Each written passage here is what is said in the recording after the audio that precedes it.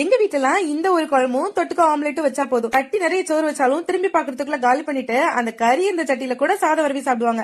அவ்வளவு டேஸ்டா இருக்கும். இதுக்கு நான் 5 கத்திரிக்காய் எடுத்திருக்கேன். இதோட கொண்டே நீக்கிட்டு நாளா கட் பண்ணிக்கோங்க. குட்டி கத்திரிக்காவா இருந்தா ஜஸ்ட் கீறிட்டு முழுசாவே சேர்த்துக்கலாம். இதுல மஞ்சள் பொடியும் மிளகு பொடியும் நல்ல மிளகு பொடியும் உப்பு சேர்த்து வரவி ஒரு ஹாஃப் அன் அவர் அப்படியே வச்சிருங்க. மண் சட்டியில நல்லெண்ணெய் சேர்த்துட்டு ஒரு பல்லாரியும் தக்காளியும் சேர்த்து வதக்கிட்டு அப்படியே ஆற விட்டு அரைச்சு எடுத்துருங்க. ஒரு நெல்லிக்காய் சைஸ் அளவு புளி எடுத்துட்டு ஊற வச்சுக்கோங்க. மண் சட்டியில நல்லெண்ணெய் சேர்த்துட்டு நம்ம விரைவி வச்சிருந்த கத்திரிக்காய் எல்லாம் ஃப்ரை பண்ணி எடுத்துருங்க. நல்லா டீப் ஃப்ரை பண்ணிட வேண்டாம். அந்த மாதிரி சாஃப்ட் ஆகிற அளவுக்கு குக் பண்ணி எடுத்தா போதும். இப்போ அதே எண்ணெயில கடுகு வெந்தயம் கருவேப்பிலை சேர்த்துக்கோங்க. நம்ம அரைச்சு வச்சிருந்த வெங்காயம் தக்காளி மசாலா கூட கொஞ்சம் தண்ணியும் சேர்த்து மிக்ஸ் பண்ணிட்டு உப்பு மஞ்சள் பொடி காஷ்மீரி சில்லி பொடி நல்ல மிளகு பொடியும் சேர்த்து மிக்ஸ் பண்ணிருங்க. கூடவே கரைச்சு வச்சிருந்த புளியில 2 டேபிள் ஸ்பூன் புளி தண்ணியும் சேர்த்துக்கோங்க. கிரேவி கொதிக்க ஸ்டார்ட் பண்ணும்போது நம்ம ஃப்ரை பண்ணி வச்சிருந்த கத்திரிக்காவை ஆட் பண்ணி லிட் போட்டுட்டு 5 to 10 நிமிஷம் சிம்ல போட்டு ஓபன் பண்ணீங்கன்னா இந்த மாதிரி எண்ணெய் எல்லாம் பிரிஞ்சு அழகா ஒரு தொக்கு கன்சிஸ்டன்சில இருக்கும். இது அப்படியே ஒரு கரண்டி எடுத்து சாப்பாட்டுல போட்டு பிசைஞ்சு கொடுத்தீங்கன்னா சாப்பிடுறது நிறுத்தவே மாட்டாங்க. அவ்வளவு டேஸ்டா இருக்கும்.